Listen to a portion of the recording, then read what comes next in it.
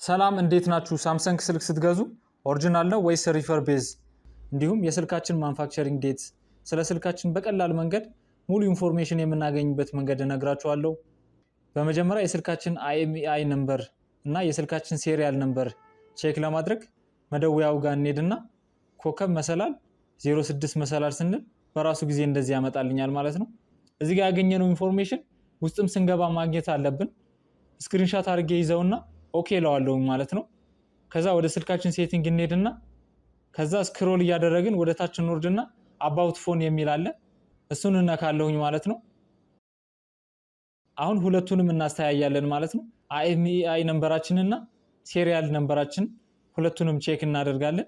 በሁለተኛ ደረጃ የስልካችን ትክክለኛ ሞዴል ምን አይነት እንደሆነ ለማወቅ ኮከብ መሰላል 1234 መሰላል ስንል እንደዚህ ያመጣልኛል ማለት ነው።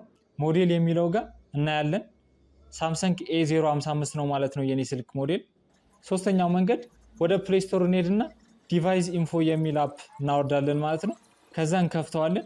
ከዛ ከላይ ዲቫይስ የሚለው ላይ እነካለሁኝ ማለት ነው። ከዛ የስልካችን ሙሉ ኢንፎርሜሽን እናገኛለን። የስልካችን ስም፣ ሞዴሉ፣ ያመረተው ካምፓኒ፣ የተመረተበትን ቀን፣ በጣም ብዙ ኢንፎርሜሽን ስለ ስልካችን ሙሉ ኢንፎርሜሽን እዚህ ጋር እናገኛለን ማለት ነው።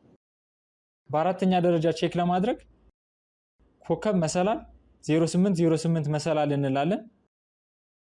በአምስተኛ ደረጃ ደግሞ ቼክ ለማድረግ ኮከብ መሰላል 0011 መሰላል እላለሁኝ ማለት ነው። በዚህ መልኩ የስልካችን ኢንፎርሜሽን ማግኘት እንችላለን። ቪዲዮው እንደተመቻችሁ ተስፋ አደርጋለሁ። ቻናሉን ያልተቀላቀላችሁ ሰብስክራይብ በማድረግ ቤተሰብ ሁኑ። ቪዲዮ ለብዙ ሰው እንዲደርስልኝ ላይክ፣ ሼር በማድረግ አግዙኝ። እስከ ቪዲዮ መጨረሻ ድረስ ስለተከታተላችሁኝ አመሰግናለሁ። መልካም ጊዜ